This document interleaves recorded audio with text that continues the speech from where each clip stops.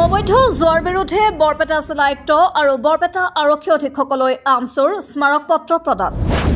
বৰপেটা জিলাৰ বিভিন্ন ঠাইত চলি থকা অবৈধ জোৱা খেল, ড্ৰাগছ আদি অসামাজিক কাৰ্যকলাপৰ বিৰুদ্ধে আমচুৱে স্মাৰক পত্ৰ প্ৰদান কৰে।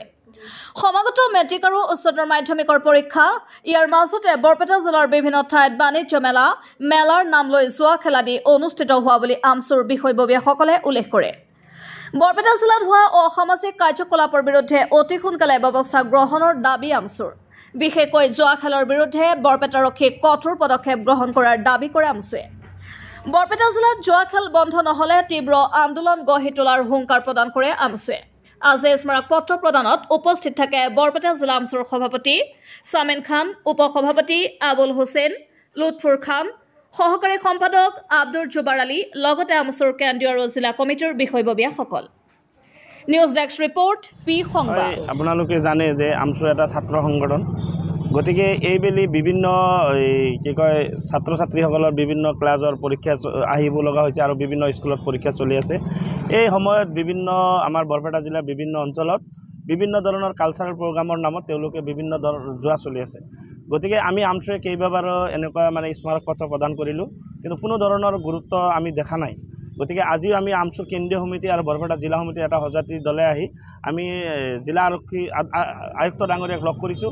এতিয়া আমি পোনে পোনে আকৌ জিলা আৰক্ষী অধীক্ষক ডাঙৰীয়াকো লগ কৰিম। গতিকে আমাৰ মনৰ কথাখিনি আমি ক'ব বিচাৰিছোঁ আৰু যিসকল বন্ধুসকলে এই বস্তুটোৰ লগত জড়িত হৈ আছে আপোনালোকৰ জৰিয়তে তেওঁলোকক মই আহ্বান জনাব বিচাৰিছোঁ।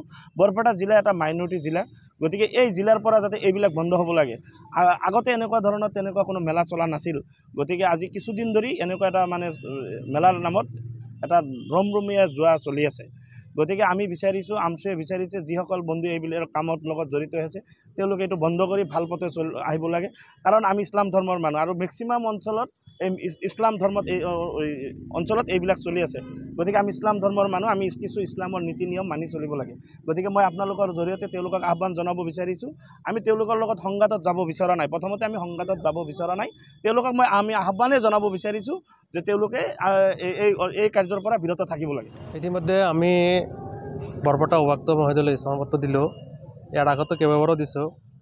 আমি বৰপেটা জিলা আমচুৰ তৰফৰ পৰা আমাৰ বৰপেটা জিলাত বিভিন্ন ঠাইত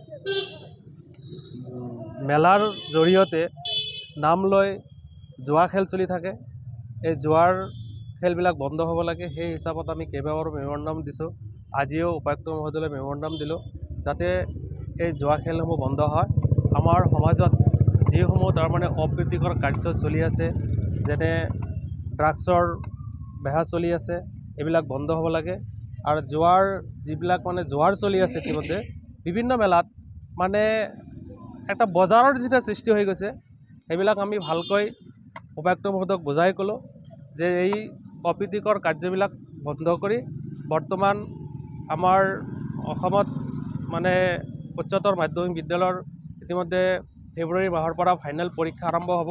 গতিকে এইসমূহ অপ্ৰীতিকৰ কাৰ্য বন্ধ হ'ব লাগে। সেই হিচাপত উপায়ুক্ত মহোদয় ডাঙৰীয়াক কেইবাবাৰো মেমৰেণ্ডাম দিছোঁ। এইবিলো আমি মেমৰেণ্ডাম দিলোঁ যাতে এইখিনি সোনকালে বন্ধ কৰে। যদি এইসমূহ আমাৰ বন্ধ নহয় তেনেহ'লে আমাক যাতে ঝকাই নলয়, যাতে আমাক গণতান্ত্ৰিক আন্দোলন কৰিবলৈ বাধ্য নকৰে।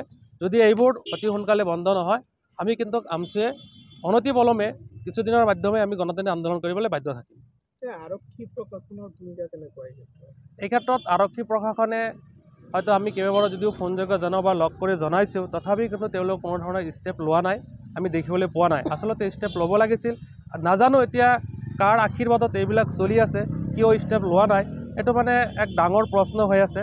এতিয়া এইবুলি কি কৰে সেইখিনি আমি চাবলৈ আছোঁ। উপায়ুক্ত মহোদয়ে এতিয়া আমাক ভাল আশ্বাস দিছে যে অনতিপলমে হয়তো উপায়ুক্ত মহোদয়ে এইবোৰ কাৰ্য বন্ধ কৰিব বুলি আমাক পূৰ্ণ আশ্বাস দিছে। হয়, মই লুৎফুৰ ৰহমান খান, আমচুৰ উপসভাপতি। আপোনালোকে জানে যে এইটো আমি এই মাহতে তৃতীয়বাৰ বৰপেটা জিলা সমিতি, আমচুৰ বৰপেটা জিলা সমিতিয়ে তৃতীয়বাৰ আজি বৰপেটা জিলাৰ উপায়ুক্তক মেমৰেণ্ডাম প্ৰদান কৰা হৈছে। তাতে দুটা কথা বাৰম্বাৰ মেনশ্যন কৰা হৈছে যে এটা হৈছে জুৱা বন্ধ কৰিব লাগে আৰু এটা হৈছে ড্ৰাগছৰ বেহা বন্ধ কৰিব লাগে। কিন্তু আমি দেখা পাইছোঁ যে এই জাৰকালি আহিলেই কিছুমান মানুহে জুৱা খেলৰ কাৰণে এটা ভাল মৌচম হয়, এইটো ভাল ছিজন হয়। এই ছিজনত মেলা পাতে, তেওঁলোকে আনন্দ মেলা পাতে বা কেতিয়াবা ট্ৰেড ফেয়াৰ পাতে, মানে ট্ৰেড ফেয়াৰ পাতি সেইবিলাকৰ নামত জুৱা চলায়। জিলাৰ বিভিন্ন অঞ্চলত জুৱা চলি আছে। এই বিষয়বোৰ লৈ বাৰম্বাৰ আমি তেওঁলোকক মেমৰেণ্ডাম প্ৰদান কৰিছোঁ। আজি অৱশ্যে উপায়ুক্ত মহোদয়ে আমাক ভাল আশ্বাস দিছে যে তেওঁলোকে তদন্ত কৰি অনতিপলমে যিবিলাক অঞ্চলত জুৱা চলি আছে সকলো অঞ্চলতে জুৱা বন্ধ কৰিব আৰু ড্ৰাগছৰ য'ত বেহা চলি আছে তেওঁলোকে বন্ধ কৰিবলৈ চেষ্টা কৰিব। আমি আশা কৰিছোঁ যে তেখেতে আমাক যেনেকৈ আশ্বাস দিছে তেনেকৈ যাতে সমগ্ৰ জিলাতে ক'তোৱে যাতে জুৱা আৰু ড্ৰাগছৰ বেহা চলিব নোৱাৰে, এই দুটা যাতে বন্ধ হয়। যদি বন্ধ নহয়, আমি কেন্দ্ৰীয় সমিতিৰ ফালৰ পৰা আগতে আমাৰ কেন্দ্ৰীয় সমিতিৰ সভাপতি মহোদয়ে কৈ থৈছে, যদি অনতিপলমে বন্ধ নকৰে প্ৰশাসনে তেতিয়াহ'লে আমি আন্দোলন কৰিবলৈ বাধ্য থাকিম। আৰু এই ক্ষেত্ৰত পুলিচৰ ভূমিকাৰ কথা আপোনালোকে সুধিছে। পুলিচৰ ভূমিকাটো সন্তোষজনক নহয়, যথেষ্ট সন্তোষজনক নহয়। তেওঁলোকে হয়তো ক'ৰবাত কিবাকিবি কৰি আছে যদিও তেওঁলোক আৰু সষ্টম আৰু সজাগ হ'ব লাগে। আমাৰ নতুন DGP মহোদয় যেতিয়া জইন কৰিছিল তেখেতে কৈছিল যে তেখেতে অপৰাধৰ প্ৰতি শূন্য সহনশীল নীতি অৱলম্বন কৰিব, কিন্তু আমি যি দেখা পাইছোঁ যে বৰপেটা জিলাত যি হৈ আছে প্ৰশাসনৰ লগত অপৰাধৰ সহবাস, তেনেকুৱা আমি এটা গোন্ধ পাই আছোঁ।